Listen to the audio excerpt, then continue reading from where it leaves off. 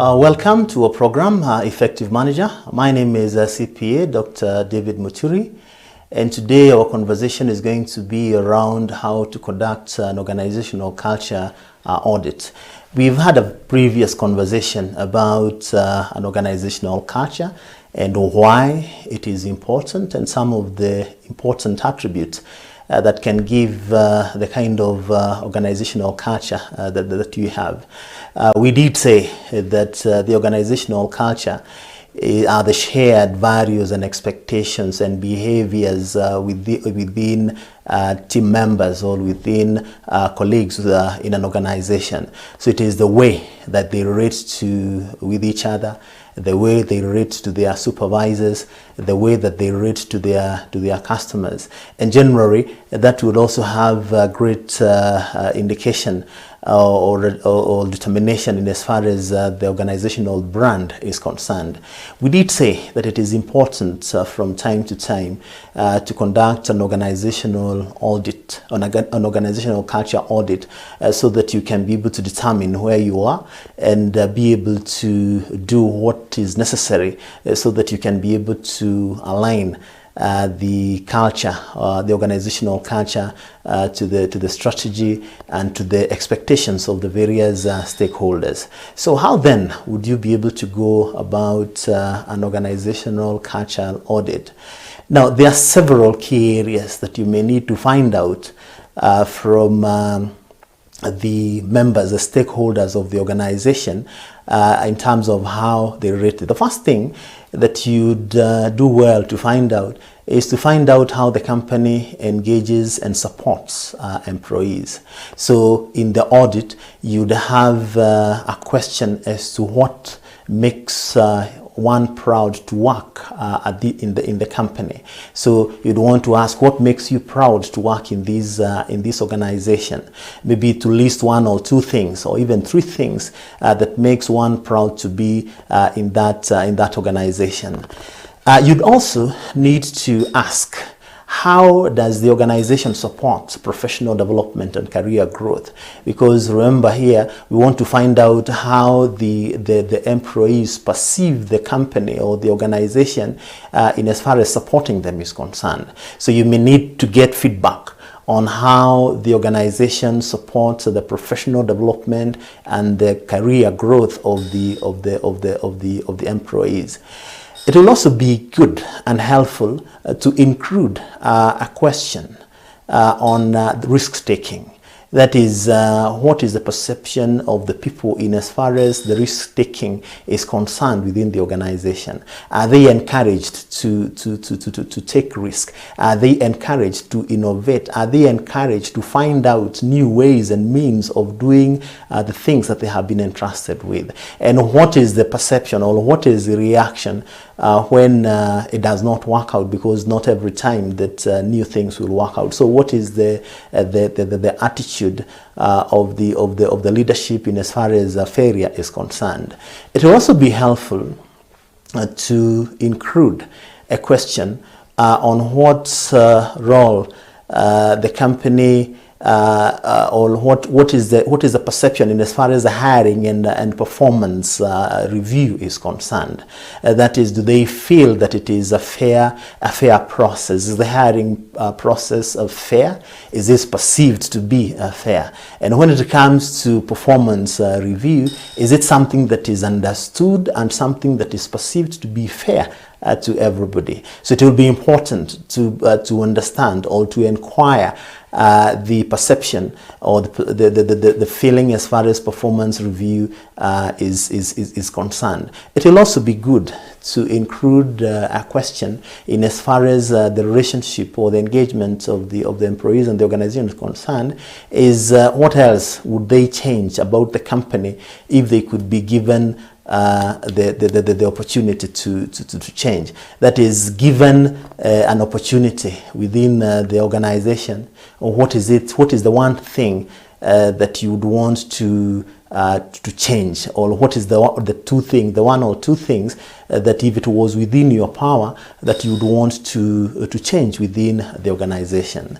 The other important aspect to find out in the audit, the organizational audit, is how conflict and politics are dealt with within the organization. And you say politics here because every organization has its own politics, and politics is not a bad thing, because politics is about interest. And where you have 2 or 3 people, there will always be some kind of interest, and therefore it is important to know the perception of the employees in as far as the conflict resolution is concerned. It will be helpful to ask what are the main causes of conflict within an organization? What are the frequent causes of conflict? What are the 1 or 2 things that brings about conflict in the organization often, and how is that conflict resolved? Of course, different organizations will have different causes of conflict depending on their operations. There'll be the issue of the resources, there'll be the issue of promotion, there'll be the issue of positioning. There are very many issues that can cause conflict, but you find that in different organizations will have different frequent causes of conflict. It will also be helpful to have a question in the audit, or in the audit, to find out how the description of the organizational politics. That is, what is their understanding, or what is a general description of the organizational politics? Because, like I said, politics is about interest. Where there are 2, 3 people, you get some politics, and some of them will be very basic issues. Others may be serious issues, but whether they are basic or they are serious issues, they have a lot of impact in as far as the organizational culture is concerned. So it will be good in the audit to find out, to get a general description of what is the organizational politics. It will also be helpful in the audit to find out how decisions are made where there are disagreements, and particularly where the stakes are high. That is, what kind of negotiations usually goes on. Is it swept under the carpet so that it can be resolved fast, only for it to reappear in the future? It will be good to get a feel of the perception of how, or the understanding of how the decisions are made. It will also be helpful in the audit, in the questionnaire that you'll use, to get an understanding, or to ask when and how people like to give and receive feedback. That is, how is it? One, how is it done in the current time, and how is it that they would like to give and receive feedback? Because you'll find, as part of organizational culture, in some organization, there's usually very little feedback coming. There's very little feedback coming downwards up. You only find that feedback only comes from up, down, and it is foolhardy to assume that down we don't have feedback, down up. So it will be important to find out the current position, or it helps to find out the current position in as far as the giving feedback is concerned, and also to get to know in the audit how the team members, how the employees would like to give feedback. It will also be important in the audit to find out how power is shared within the organization.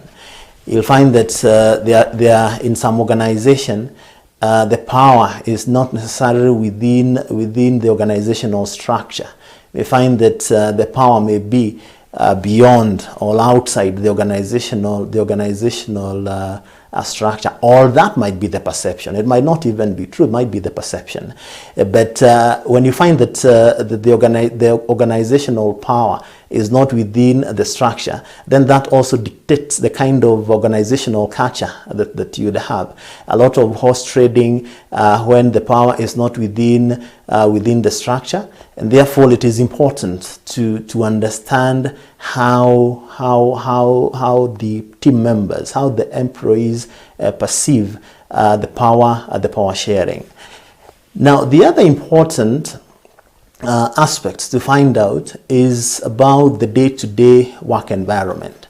That is, what kind of environment that goes on, that is there every day. So you may find it important to include a question or several questions about how the company celebrates success. Do they celebrate success in the first place? And then how is that success celebrated? Because when there is then celebration, that means that the culture is that one feels appreciated when they are able to achieve a certain milestone. So it will be important to find out or to put in a question or two about how success is celebrated within the organization. It will also be helpful to find out how the managers support and motivate their team. That is to include several, one or two or three questions that would help understand the team members' perception of motivation from their team leader. That is, do they feel supported? Do they feel motivated? And if they feel motivated or supported, what is it that they feel motivates them most? Now, the reverse also. If they don't feel that they are supported, if they don't feel that they are motivated, it will be helpful in the audit to find out what then makes them feel not motivated, what makes them feel not supported. It would also be helpful within the audit to put in a question or two about the kind of flexible arrangement that people have within the work environment. Is there some leeway of flexibility, and what is the extent of the flexibility? Or do they feel that they have absolutely no flexibility? They are only limited to the fixed schedule or the fixed arrangement. So it would help to include one or two questions in the questionnaire or in the tool that is going to help in the audit to find out about the flexibility of the work arrangement. And then it will also be helpful to find out whether the team members, the employees, feel engaged in other voluntary work events. For example, the CSR, that is the corporate social responsibility. Do they feel involved? Do they feel like it is something that they value? Because this will also impact the organizational culture in terms of the way that they perceive anything beyond the work. Are they only limited to what they have to do, or do they have some leeway that they can be able to support other events?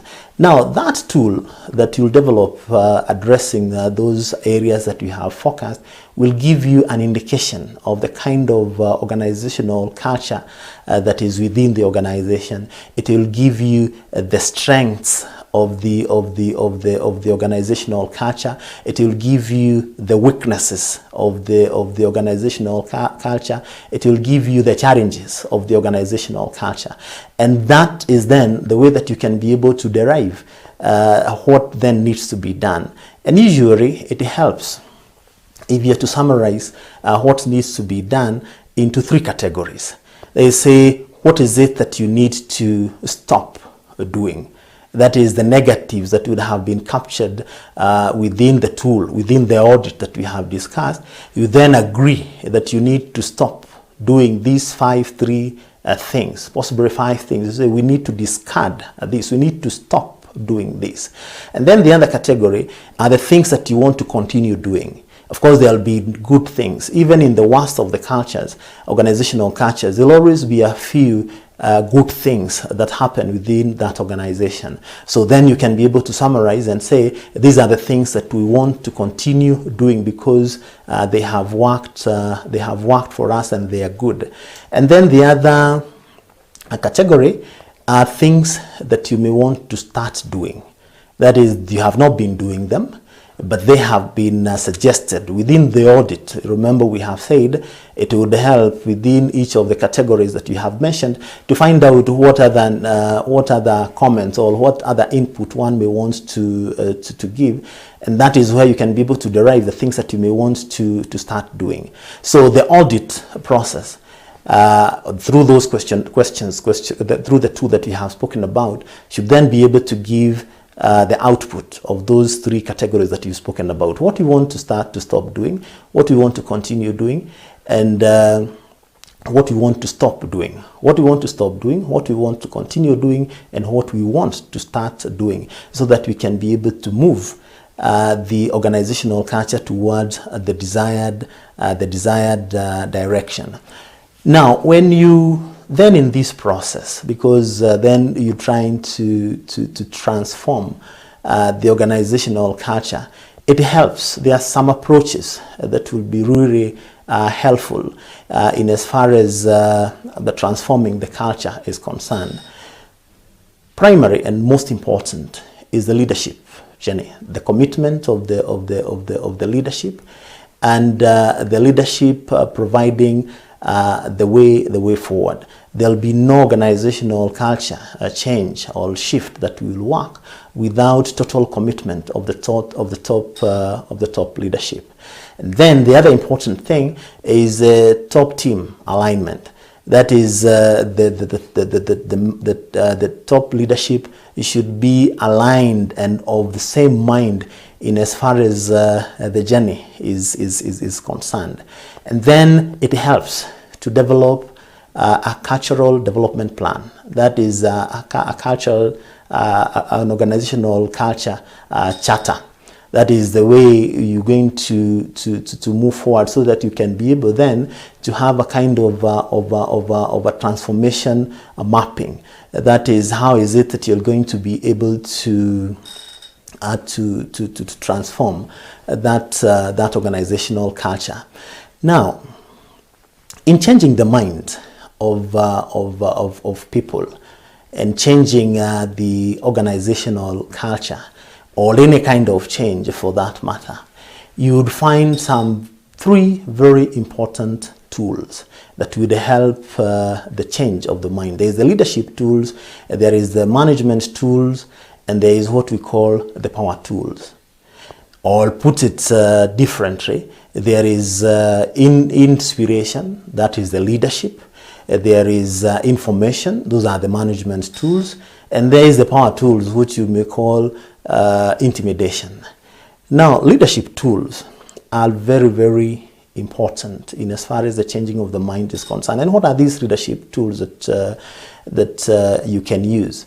There is persuasion, there is visioning, there is storytelling, and there is conversations. Now, when you are to change the mind of the people, it helps a lot to engage the people in conversations. You know, conversations, that is conversation in the sense that there is feedback. That is, there are conversations with the leadership, a conversation with the team. There is exchange of views in an open and easy environment. It helps a lot to hold conversations about why the change is important, about why a positive organizational culture is important. It helps also, as another tool, storytelling. That is, telling positive stories about the organization, telling positive stories that will help shift the mind of the people so that they can be able to relate with the stories. And you see, the kind of stories that are told within an organization will go a long way in forming the organizational culture. If positive stories are told, the environment will be positive. If good stories are told, the environment will be good. But if only negative stories are told and repeated, then they create a toxic environment. So it is important to pay attention to the kind of stories that are told. Then role modeling. Role modeling the behavior that is desirable. And that's why we said in creating the appropriate organizational culture, the top leadership is very important and their commitment, because they are going to model the desirable role modeling. And then there is the persuasion. Now the persuasion is the narrative that is told. Remember, we have mentioned at one time that it is important to have or to understand the reason or the purpose why the organization exists. And therefore, in creating a positive organizational culture, it is important for everybody to understand why the organization exists. And that will be very helpful in persuading everybody towards a certain direction, because that will provide the inspiration that is desired. So leadership tools or inspiration is one of the most important tools that can be used towards creating a positive organizational culture. Thank you very much. We stop at that point and see you next time.